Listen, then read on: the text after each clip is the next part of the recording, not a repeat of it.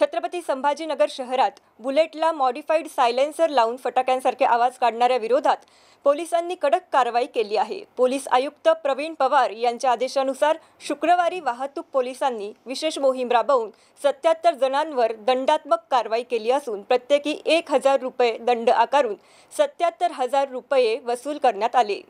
तसेच 17 बुलेट जप्त करण्यात आल्या।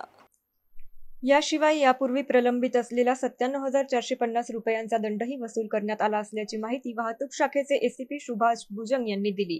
ही मोहीम पोलीस आयुक्त प्रवीण पवार, उपायुक्त शर्मिष्ठा घारगे यांच्या मार्गदर्शनाखाली पार पडली।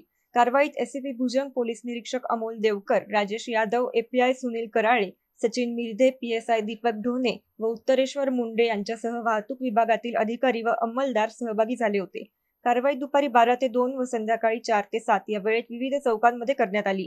नागरिकांना त्रास देणारे व वाहतूक नियमाचे उल्लंघन करणाऱ्या चालकांवर सातत्याने अशाच मोहिमा राबवून कठोर कारवाई केली जाईल असा इशारा पोलिसांनी दिला आहे।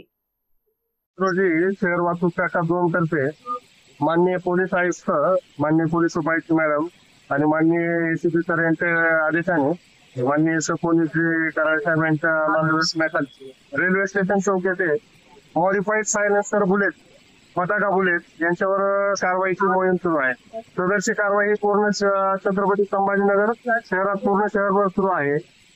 सदर बुलेट धारक हे बुलेट फटाका यांवर मोठ्या प्रमाणात कर्कश आवाज देऊन सार्वजनिक शांततेचा भंग करतात, सार्वजनिक रहदारीस अडथळा निर्माण करतात।